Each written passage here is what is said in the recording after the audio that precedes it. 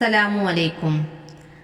അംഗവൈകല്യമില്ലാത്ത മക്കളെ കിട്ടാനും സുഖപ്രസവത്തിനും വേണ്ടി ഗർഭകാലത്ത് ഓതേണ്ട സൂറത്തുകളും ദിക്റുകളും.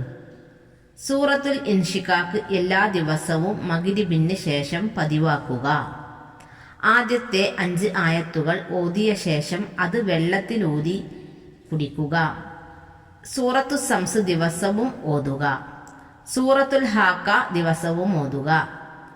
അംഗവൈകല്യമില്ലാത്ത കുട്ടികൾക്കായി ആയിഷ റളിയല്ലാഹു അൻഹു ഓതാൻ നിർദ്ദേശിച്ച സൂറത്തുകളാണ്: 5-ാം മാസം മുതൽ സൂറത്തുൻ നസർ ഓതുക, 6-ാം മാസം മുതൽ സൂറത്തു മറിയം ഓതുക, 7-ാം മാസം മുതൽ സൂറത്തുൽ കൗസർ ഓതുക.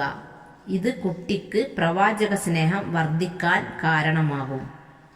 8-ാം മാസം സൂറത്തുൽ ഖദർ ഓതുക. നിങ്ങളുടെ 2 കൈകളും വയറിന് മുകളിൽ വെച്ചുകൊണ്ട് പാരായണം ചെയ്യുക.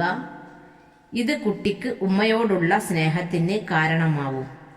9-ാം മാസം സൂറത്തു യാസീൻ ഓതുക.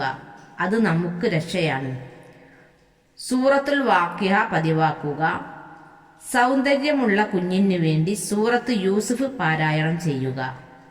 ഗർഭകാലത്ത് ആയത്തുൽ കുർസിയും നാരിയത്ത് സ്വലാത്തും വർദ്ധിപ്പിക്കുക. അത് സുഖപ്രസവത്തിന് സഹായിക്കും.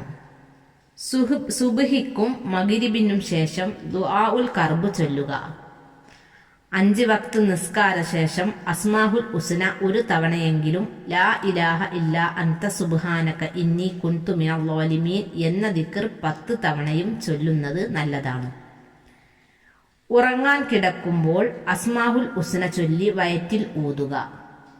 അല്ലാഹു സ്വാലിഹീങ്ങളായ ഇരുലോകത്തും നമുക്ക് ഉപകാരമുള്ള നല്ല മക്കളെ നൽകി സന്തോഷിപ്പിക്കട്ടെ. പ്രസവ സമയത്തെ എല്ലാ പ്രയാസങ്ങളും ലഘൂകരിച്ച് സുഖപ്രസവം നൽകി സന്തോഷിപ്പിക്കട്ടെ. ആമീൻ യാ റബ്ബൽ ആലമീൻ.